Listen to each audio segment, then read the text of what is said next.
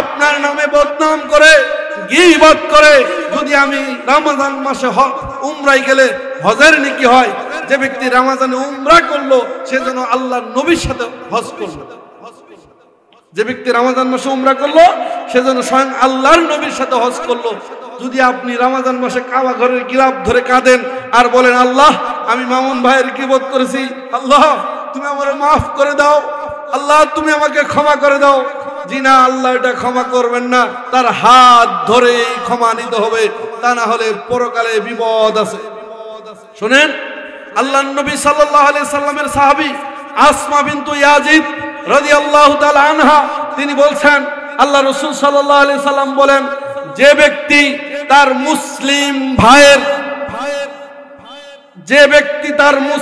ভাইয়ের গোশত খাওয়া হতে প্রতিহত করবে, যে ব্যক্তি তার মুসলিম ভাইয়ের মাংস খাওয়া হতে প্রতিহত করবে, মানে দুইজন ব্যক্তি গীবত করতেছে, ওখানে গিয়ে বলবে, এই আপনি গীবত করেন না, অথবা আমার সাথে উনি বলতেছে, আপনি বলতেছেন, আমি বলবো না, আমি এটা শুনতে চাই না।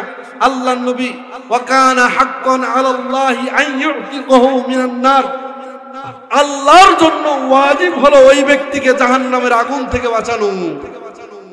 বুঝেন নাই?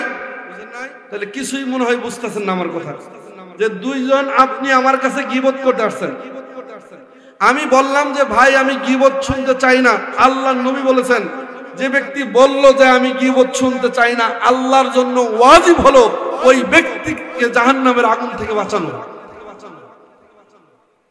এই জাতি তো গীবতে অভ্যস্ত, এই জাতি সুবহানাল্লাহ কি বুঝবে, আলহামদুলিল্লাহ কি বুঝবে? বুঝেন না কথাটা?